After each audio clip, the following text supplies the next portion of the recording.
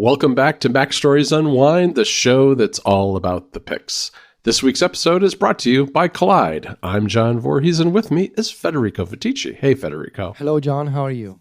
Oh, doing all right. It's Friday. It's stormy here in North Carolina, but you know what that means? That means tonight we'll probably stay home, catch a movie or something. So I'll have more picks. Yeah, more picks for future episodes. But yes. Last weekend was kind of rainy and gross here too, so I have a pick from a binge session I did on an Apple TV Plus show. But I want to start with you. We're going to do Apple TV Plus TV this week. It's kind of a theme, but why don't you kick it off for us? Yeah, and we're gonna have a busy weekend ahead of us. We're going out tonight with a bunch of neighbors, with a bunch of our new group of friends. We're going to this new place that we haven't been. Seems to be quite fancy. I don't know. It looks really nice from the photos. And then we're gonna have some other people over tomorrow. So I'm cooking lunch, and then we're gonna go to a new seafood restaurant on Sunday. So it's a nice. Busy weekend. And in all of this, I will probably slot in some gaming time. So just as a follow-up to some previous picks, I am approaching the final part of Metroid Prime Remastered. Just as I was playing last night, I'm in one of the later areas in the game. And the game told me that I scanned over 75% of the entries with the visor. You know, you have a scanner and you can scan like log entries and creatures and sort of the environment. So I'm over 75% items scanned. Ideally, I would like to finish with 100% completion rate, like I did with Metroid Dread, but I'm not sure because Metroid Prime is a lot more intricate than Dread because of the 3D map. And then I will also start playing immediately after this. I think I'm gonna jump right into. I have two options. Either I'm gonna jump right into Pokemon Scarlet version 1.2, which came out a few days ago, has a bunch of quality of life fixes, some new events, some new Terra raid battles, and just a massive update compared to the previous version. What have you heard about how much they've been able to kind of fix or improve some of the graphical glitches? Well, no, I don't think they improved the graphics. Okay, I didn't think so either. They just improved some of the bugs that were affecting mostly like competitive play, but they added a lot of enhancements, a lot of new features for Pokemon management. So the management of items, the boxes, like all that kind of stuff. Oh, okay. So I'm either going to play that or I'm going to start Octopath Traveler 2, which I've heard really good things about from a couple of different podcasts. I didn't really like the first one, which came out 5 years ago. You may remember Octopath Traveler as being like, you know, besides the ridiculous name, this JRPG made by Square Enix where you can control 8 different characters, hence the name Octopath. A very, very buzzy game at the time. Very buzzy game because of the graphical style. So it pioneered this sort of like 2.5 HD graphical style, which, you know, looks really, really nice. And apparently the second game, which came out like last week, it fixes a lot of aspects of the first one that didn't really work out in terms of like the story, some classic video game tropes in JRPG. And I don't know, Jason Schreier from Bloomberg and the Triple Click podcast called it the Elden Ring of JRPGs. And he said how it's likely going to be like a Game of the Year material for him. And obviously, Jason is a huge JRPG fan like I am, so that's on my radar. And I think I'm torn whether I want to play that on PC or on the Nintendo Switch. So we'll see. But first, I got to finish Metroid Prime. Anyway. There's a very good episode of Triple Click where they talked all about that, the most recent episode. Just finished listening today. So did I. So anyway, my pick this week is an old pick. Because it's in preparation for something new that is coming out soon. So my pick is, I guess, a recommendation if you haven't done this in a while. Sylvia had never watched Ted Lasso, and season 3 is coming out in 10 days or so. And so we are halfway through with season 2. So my pick is a rewatch of Ted Lasso on Apple TV Plus. We finished season 1. She loved it. And she has thoughts on season 2. So just a few takeaways from me as I've been rewatching Ted Lasso. And obviously, I first watched Ted Lasso by myself 2 years ago during the pandemic. And so season 1, I was kind of hazy on the details. season 1 of Ted Lasso is just lovely, right? The sort of the upbeat spirit of Ted Lasso, this American football coach who, through a series of circumstances, ends up being the coach of a soccer team in England. Totally out of his element, right? He's used to American football. He doesn't know anything about proper football, as he calls it, soccer. But of course, people in Europe don't like, the sport being called soccer. We call it football. And so season 1 is just this very, feel-good comedy, feel-good workplace comedy, I think, about this character played by the incredible Jason Sudeikis. Of course, there's also an excellent cast all around in Ted Lasso, but it leans heavily into the comedic aspect of, oh, look at this guy, doesn't know anything about football, ends up teaching, coaching football. And of course, spoilers, if you've never seen Ted Lasso, the AFC Richmond team that Coach Lasso is in, they end up being relegated, from the Premier League. So they end up in the Championship League. In Italy, these names are kind of complicated in the UK. In Italy, it's much easier. We have the Series A and the Series B. And after Series B, there's a bunch of other professional leagues. Like there's used to be called Series C when I was a kid. Now I think it's called C1 and C2 or Series D even. But anyway, the two big leagues are the Series B, which is the equivalent of the Championship, and the Series A. The Series A is the equivalent of the Premier League. So we use letters in Italy to make it more clear. In England, it's called the Premier League and the Championship League. Anyway, season 2 starts with AFC Richmond in the Championship, and now season 2 is the one that I'm paying more attention to because, again, spoilers, season 2 ends with this major plot twist in which Coach Nate used to be a field assistant, like the guy who picked up the footballs and sort of managed the locker room and all of that.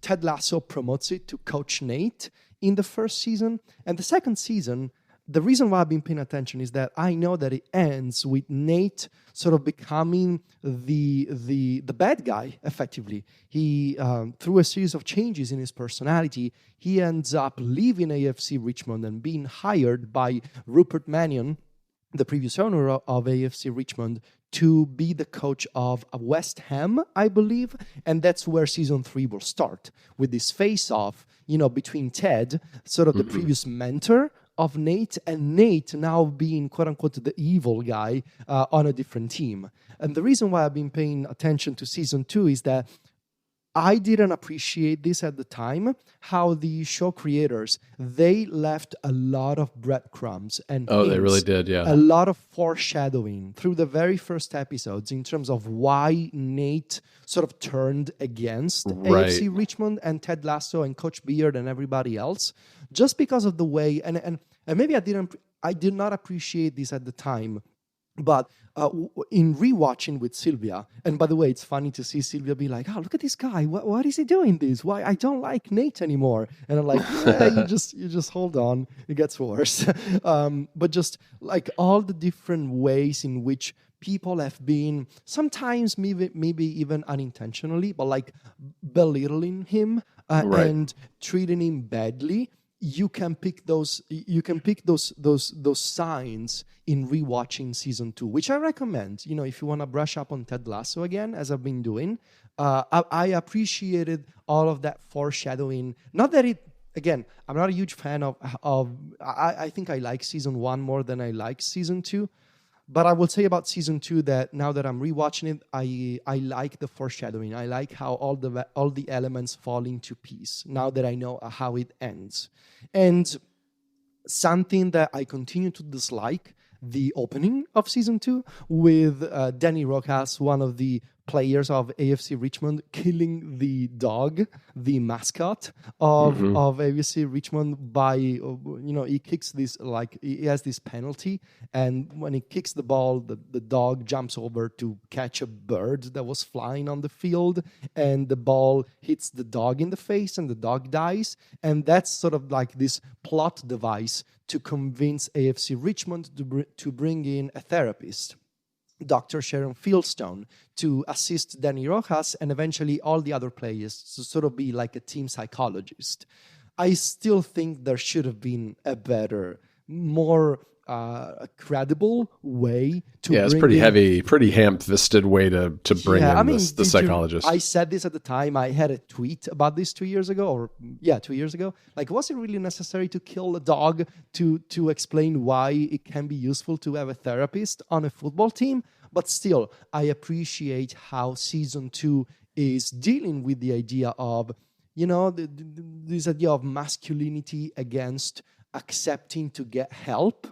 Right. So that aspect works really well for me, even though how it starts, it wasn't really necessary to kill Well, the and dog. Ted becomes a big patient of the psychologist too, right? Yes, Ted very skeptical, and later we learn about Ted's previous trauma with a couples counselor that he went to with his wife.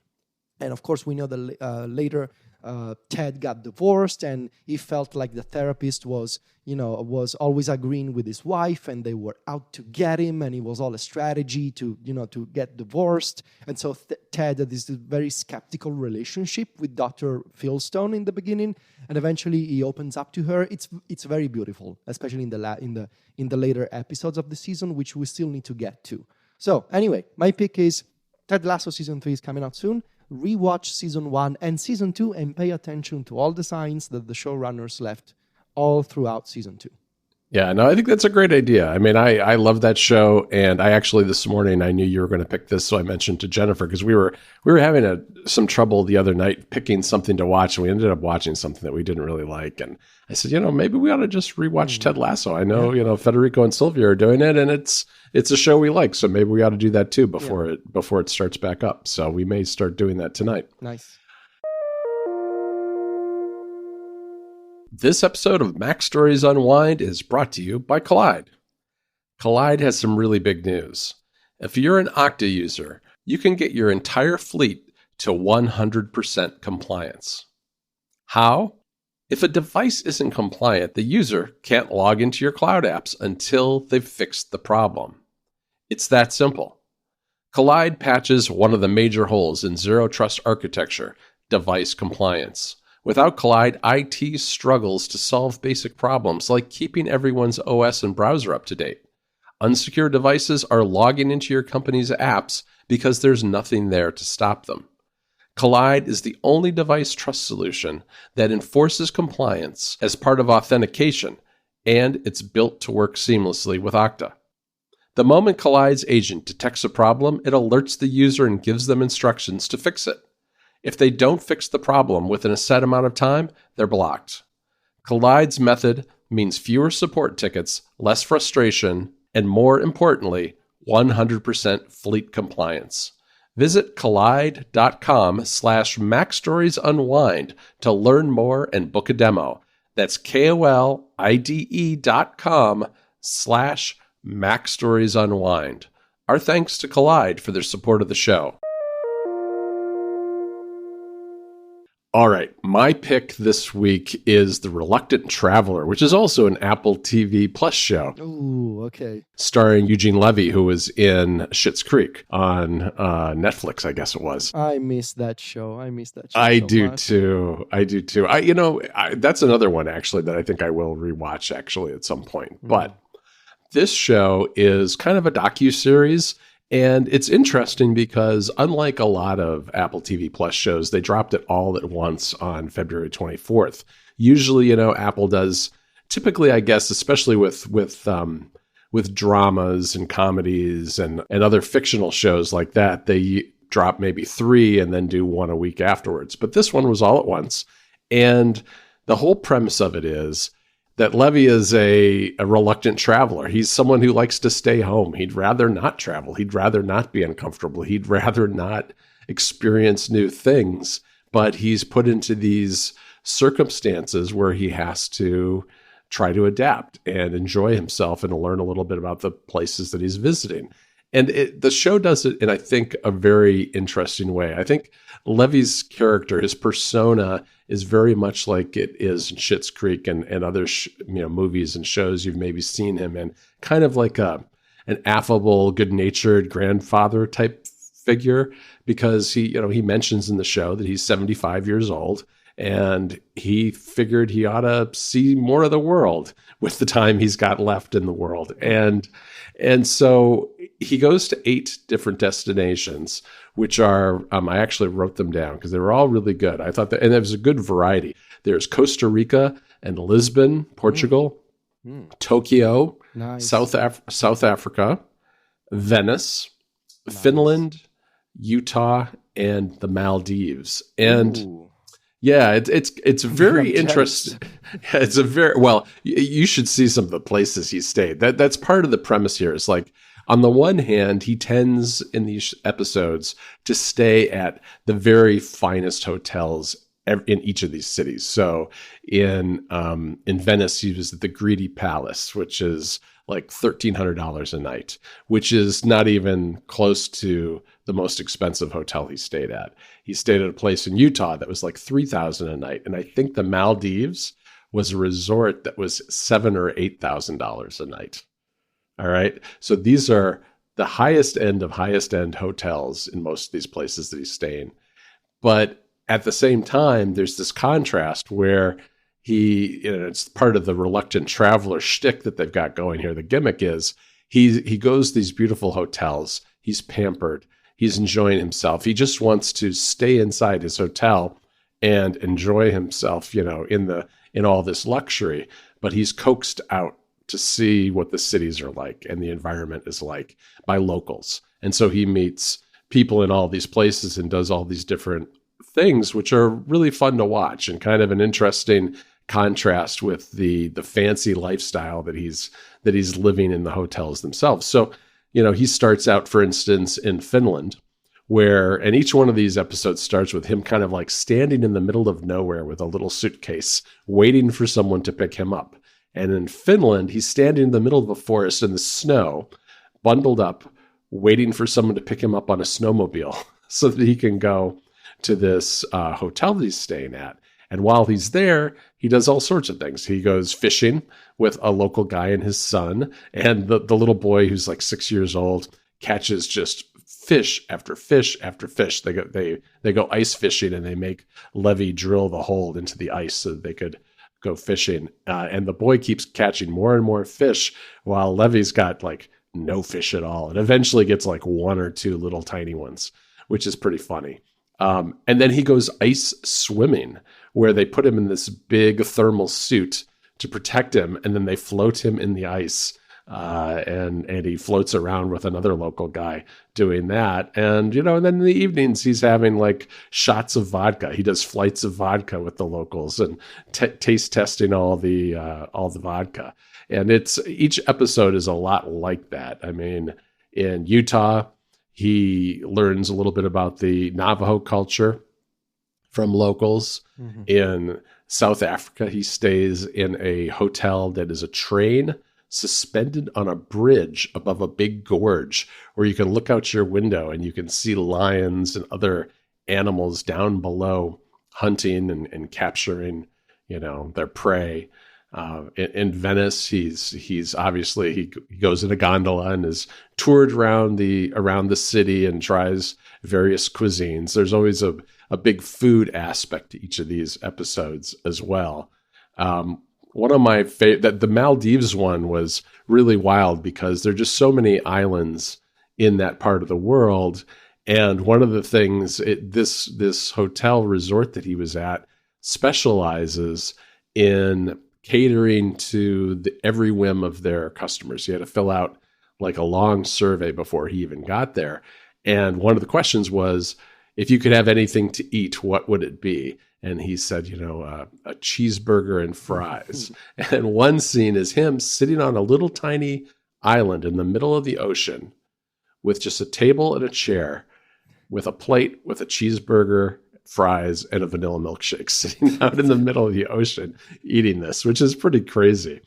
But in that same episode, he also goes to one of the more populated islands that's not just like a tourist resort, and meets some of the locals there and talks to people, fishermen and other people who are who are local to the area and kind of learns about the local culture and the families there and that sort of thing. And, at times the show's maybe a little trite in some ways. I mean, this is not like a deep exploration of the cultures of each of these cities and the people who live there, but they are very beautiful locales.